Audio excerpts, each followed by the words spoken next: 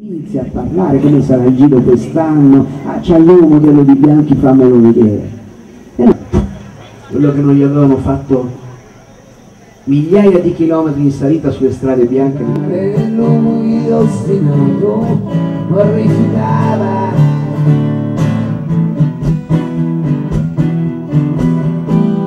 Alfonsina arriverà comunque vada. Alfonsina arriverà comunque vada. Dalla cucina ho dato una Alfonsina ad una stella che mi guardava. Dalla cucina ho dato una Alfonsina, la sua vecchia bottega da corridore laggiù sulla Varesina, dove lei aspettava in vetrina Coppi, Bartali, Magni, Martini con le ali. Ho accompagnato il padre di un mio amico alla curva violenta e penso a te che sei in cima alla salita e già respiri la libertà. Si sono tenute le prime elezioni in Italia, le prime elezioni dopo la liberazione, e il Fronte Popolare era convintissimo, riuniva il Partito Socialista e il Partito Comunista, soprattutto nelle regioni chiamate poi regioni rosse, la Toscana dove io vivevo a Firenze, l'Emilia, eccetera, c'era proprio la sensazione che avremmo vinto. Per noi il problema è il mio nonno, che era un po' il capofamiglia, il nonno, io sono figlio di Fiorentina e di Lucano. Vivevamo a Firenze in casa del nonno, contadino, comunista, e naturalmente aveva convinto a votare comunista anche gli altri membri della famiglia. E lui era militante, è stato perseguitato durante il fascismo e così via. E quindi in quei giorni avevo ricevuto in regalo dai miei genitori la mia prima bicicletta, una bicicletta tutta per me. Fino allora ero andato solo sulla canna di legno che aveva fatto mio nonno, mettendo un'asticella di legno a contrasto della bicicletta. Un po' primaverile umida, il nonno avanti con la sua bicicletta, la nonna dietro di lei, la mamma, e accanto alla mamma io con la mia biciclettina, felicissimo. A un certo punto una scena di una povertà indicibile, se la vedeste oggi fotografata quella scena vi vengono in mente le scene di certi villaggi cinesi sicuramente, o indiani, o qualche situazione del sud del mondo, insomma questi signori così in bicicletta. Eppure in quel 1948 la bicicletta era già qualcosa di più, un segno quasi distintivo di classe, perché mentre andavamo da dietro arriva una musica gracchiante, un altoparlante improvvisato che suonava Bandiera Rossa,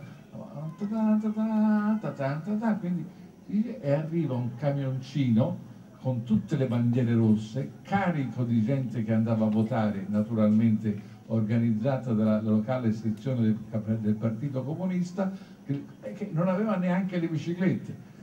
E quindi quando ci hanno superato, hanno visto noi in fila indiana in bicicletta, e non avendo altre persone con cui prendersela, se la sono presa con noi e ci hanno gridato: signoroni, da domani gli è finita, vi si porta via le biciclette. Per me è stato un tuffo al cuore terrificante, guarda. E ha detto a mio nonno: ma è vero? Ma io non ho detto: zitto, quelli sono dei bischeri, ma lasciali fare, perché non ti porta via nulla nessuno. Però poi ha vinto la Democrazia Cristiana e io lo Stato ho detto: ma forse mi tengo la bicicletta.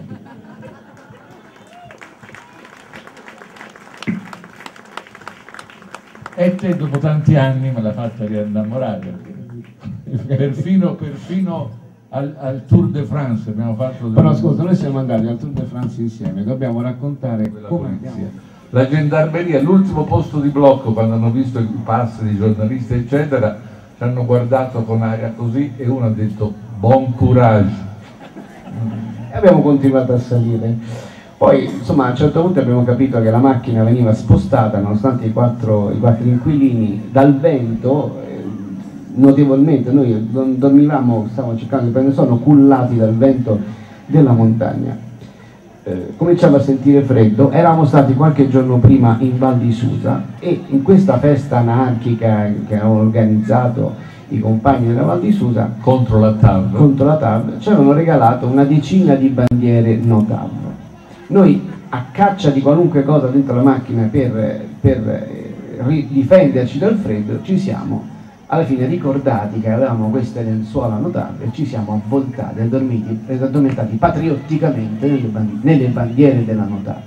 Io credo che una qualunque fotografia sarebbe stata, ma dopo ci siamo svegliati per fare... Perché pur essendo lui un anarchico professionista non gli è venuto in mente di fare un'azione sessuale collettiva, per esempio, per scaldarsi, capito? Gli anarchici qualche volta la pensavano queste cose. No. Però a un certo momento abbiamo dovuto fare la pipì per questa cosa, ci siamo svegliati quasi contemporaneamente e abbiamo fatto tanta fatica ad aprire la porta per il vento quanto a richiuderla. Non ti è dato di pensare, non ti resta proprio niente, devi essere efficiente, anche il lusso di impazzire.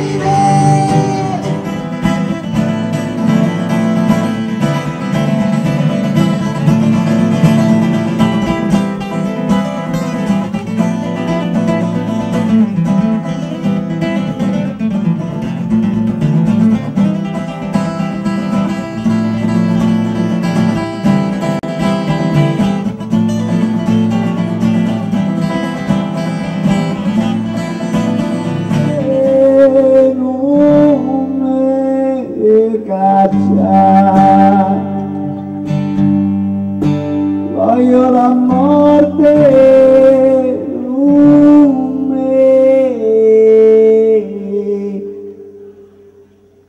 caccia.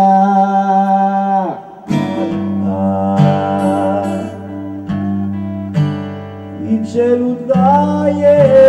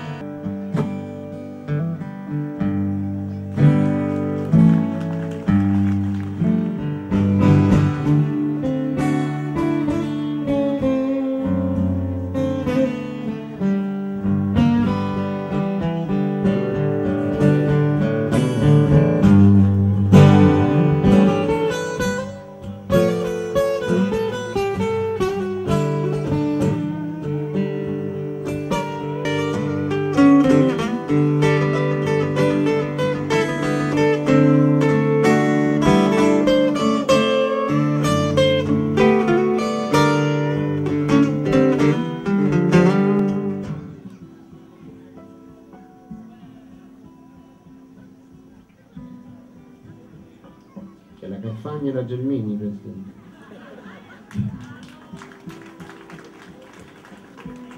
Di schiena mi sembra più la Carfagna, veramente. Non si può sapere tutto nella vita, dice un ministro all'altro.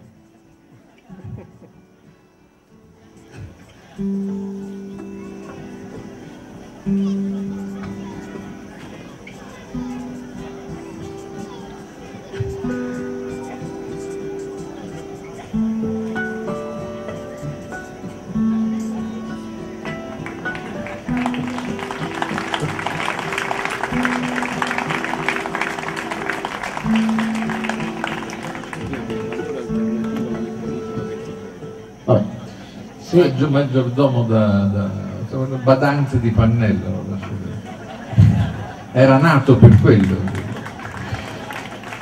Se Ferrara non facesse il giornalista direttore del Foglio a ex parlamentare del PDL, che lavoro potrebbe fare secondo te? Non lo so, pubblicità per dei sedili di prima classe in treno della Moretti, prima di Moretti. No.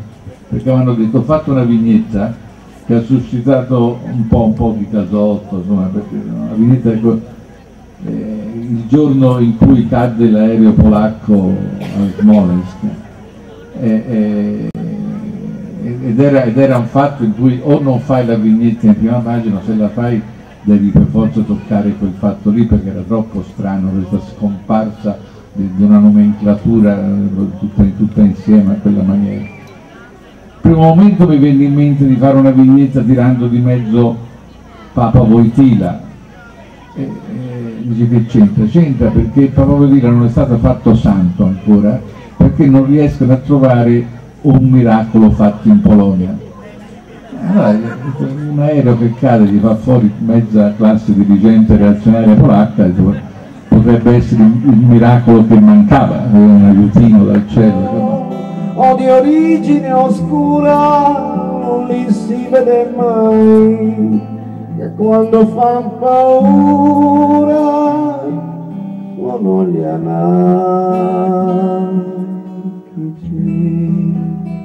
1000 volte sono morti come indifferente con l'amore nel pugno, per troppo e per niente han gettato testardi la vita alla malora, ma hanno tanto colpito e colpiranno ancora.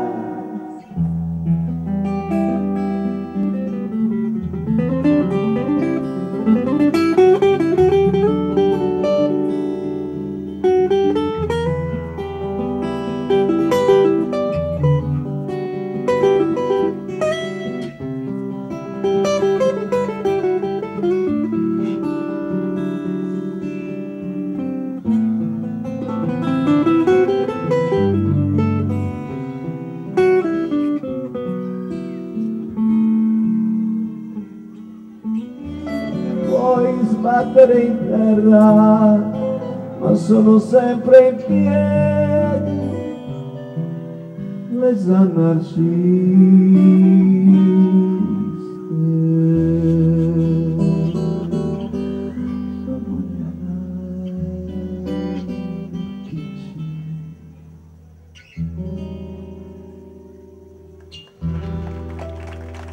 Scorciatoie che abbiamo cercato per mettere in pratica in primo luogo il comunismo, che è stato quello che pensava più di altri di avere gli strumenti adatti per in pochi decenni, in poche generazioni, di riuscire a costruire una società di giusti.